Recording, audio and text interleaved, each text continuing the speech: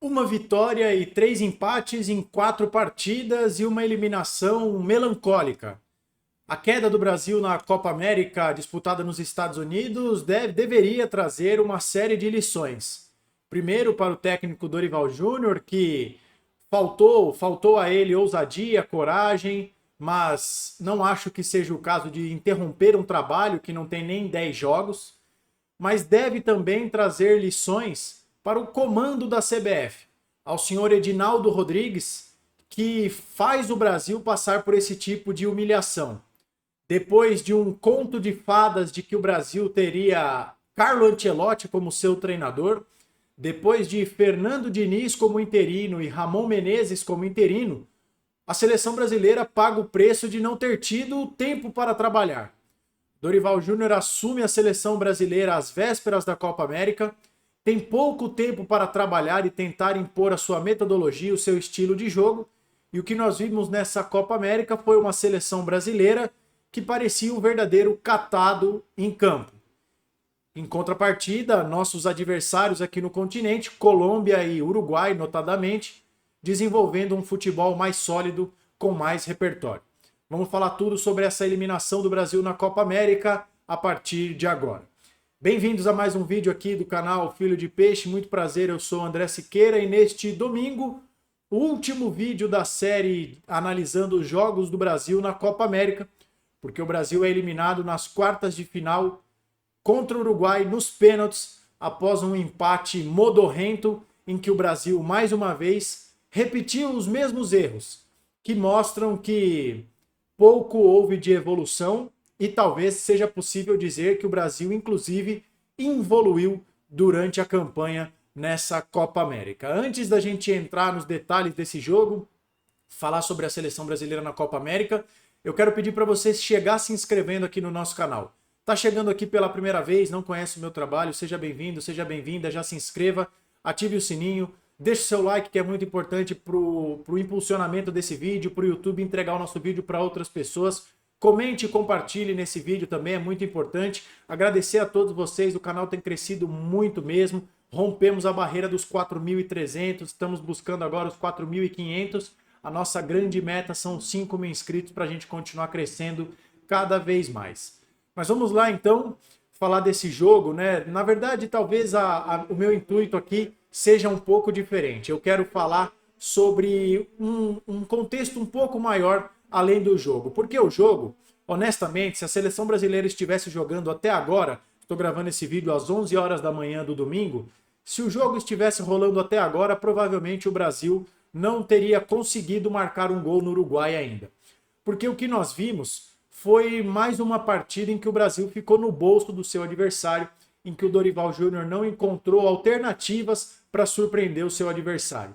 O Uruguai, do Marcelo Bielsa, um lendário treinador aí, respeitabilíssimo no meio do futebol, adiantou sua marcação com o Darwin Núñez e o Pelistri, os dois jogadores mais avançados do Uruguai, fez marcações individuais no meio de campo, cada um dos jogadores do Uruguai marcando um dos jogadores. Então, o De La Cruz colava no Bruno Guimarães, o Valverde colava no João Gomes e o Ugarte colava no Paquetá. Perseguições individuais, obrigando o Brasil a dar o famoso chutão.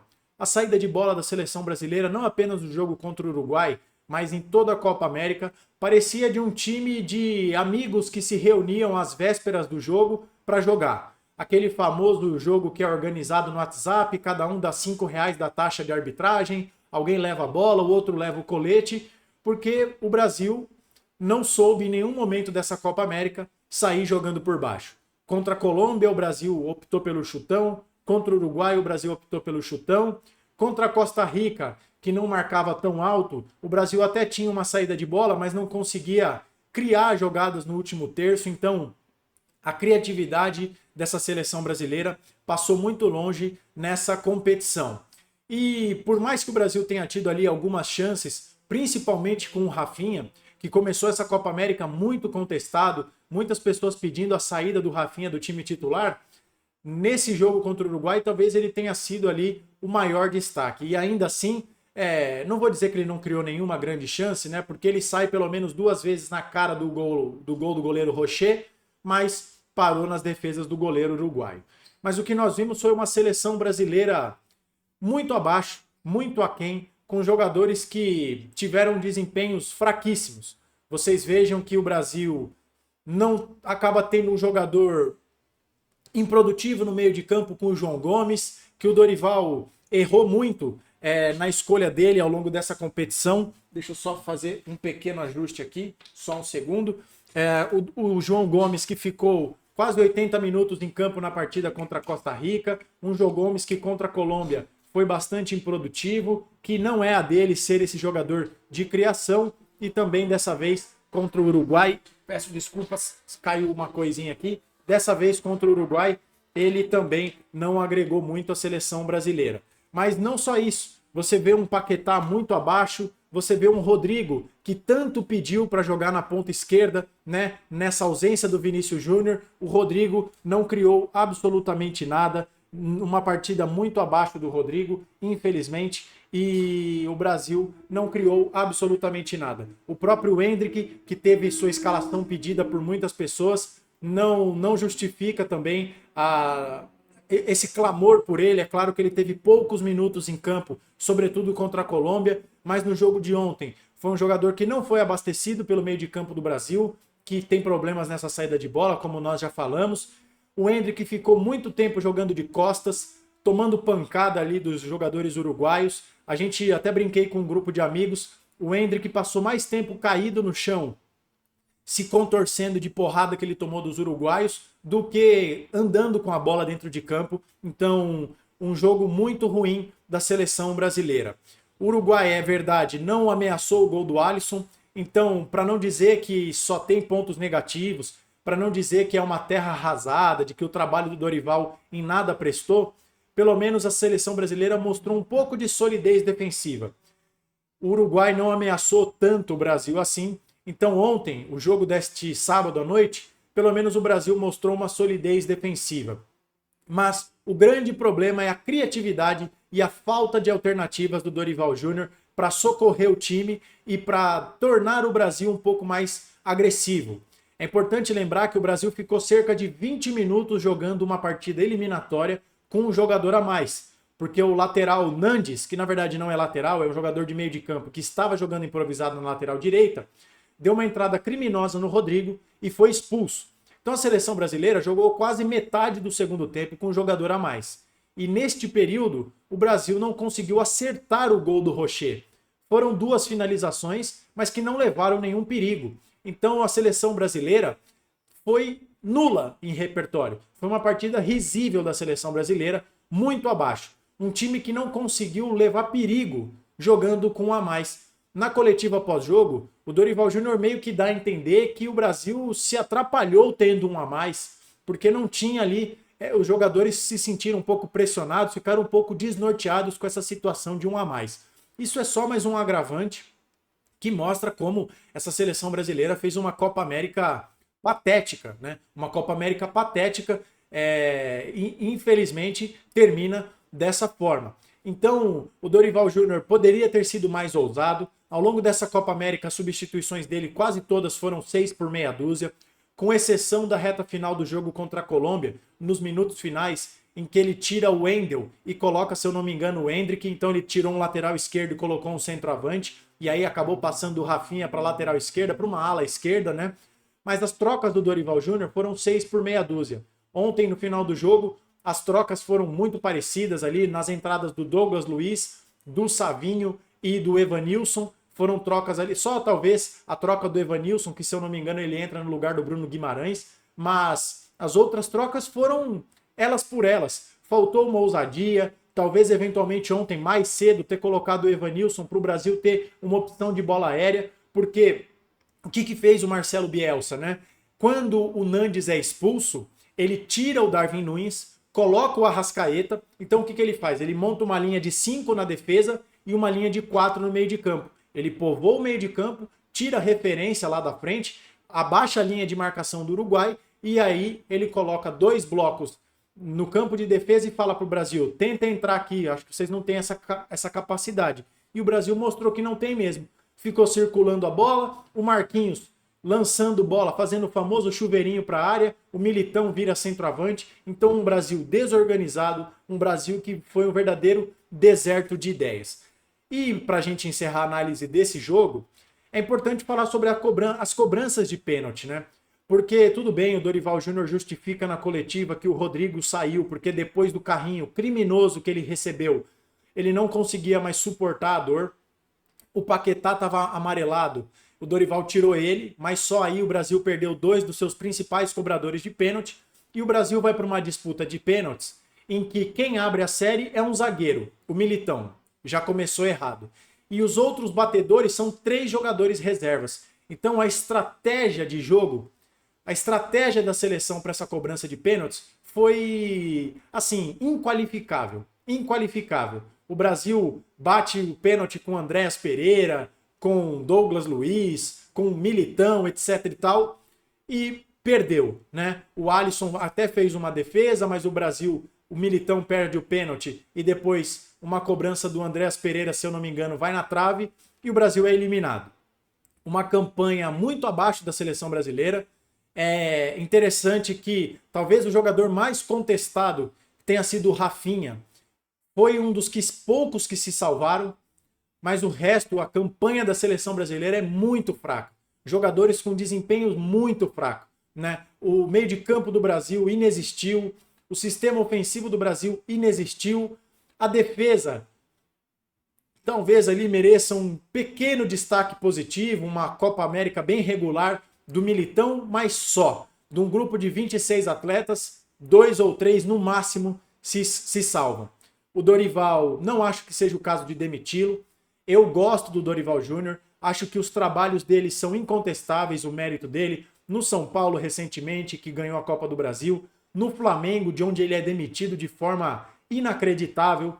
Voltando mais lá atrás, no próprio Santos. Então eu acho que o Dorival precisa de tempo. Fez a sua primeira competição oficial, encarou ontem contra o Uruguai a sua primeira partida de mata-mata, mas o Dorival paga o preço, e aí eu quero entrar no último tópico para a gente encerrar esse vídeo.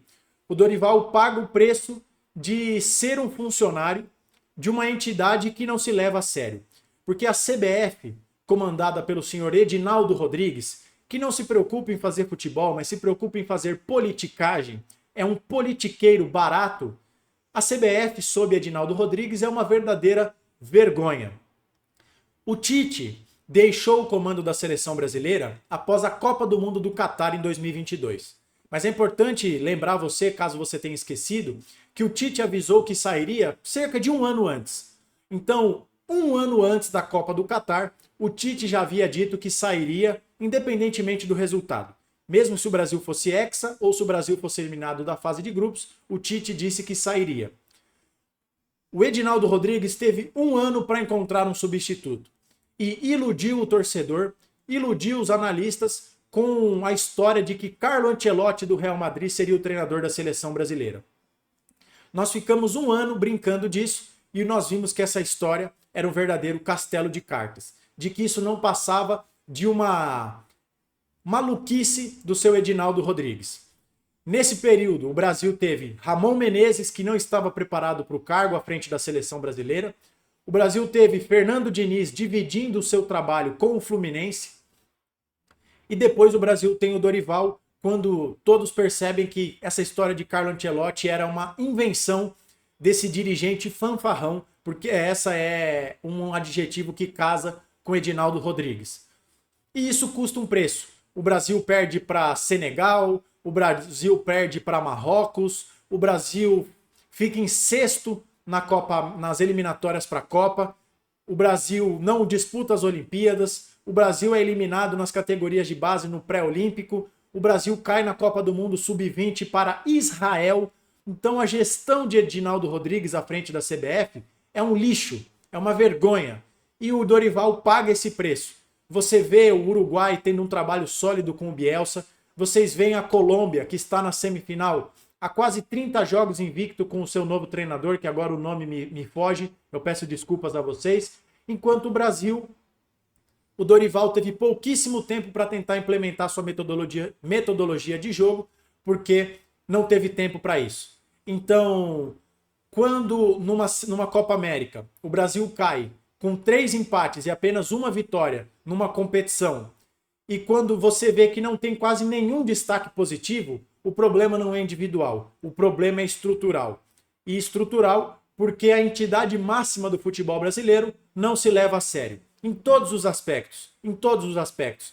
Um calendário ridículo, em que os campeonatos brasileiros não param enquanto está havendo uma Copa América, o pouco tempo de trabalho, escolhas inquestionáveis, para dizer o mínimo, da direção da CBF, e esse é o preço que se paga. Uma seleção brasileira que ainda vive no mundo da lua, num conto de fadas, numa seleção que ainda se acha a melhor seleção do planeta, e o que nós temos visto é uma seleção que parou no tempo, evoluiu e que precisa comer muito arroz com feijão para voltar a ser protagonista no continente americano. Quem dirá globalmente falando. Então, o resultado do Brasil na Copa América é reflexo de um problema estrutural. É reflexo de uma CBF comandada por um politiqueiro que pensa mais em fazer política, em barganhar com as federações estaduais para se manter no poder, do que em pensar num futebol brasileiro estruturado e decente. O Brasil cai e assim a gente encerra a nossa série de vídeos analisando a seleção brasileira na Copa América. Eu espero que você tenha gostado. Agradeço a todos vocês que deixaram o seu like e deram audiência ao longo desses 4 vídeos. E agora a gente volta com a nossa programação normal, falando do motivo da existência deste canal, que sempre foi, continua sendo e será sempre o Santos Futebol Clube. Talvez a gente volte ainda hoje com um vídeo falando sobre Fábio Carille. Que novela chata, hein? Meu Deus do céu. Pior que muito enredo de novela mexicana. Mas por enquanto é só. Deixe seu like se você gostou desse vídeo, se inscreva se você não estiver inscrito, comente, compartilhe e vamos juntos aos 5.000 inscritos, porque aqui no canal Filho de Peixe o torcedor santista e dos outros clubes também tem vez e voz. Nos vemos no próximo vídeo, um abraço a todos e até a próxima.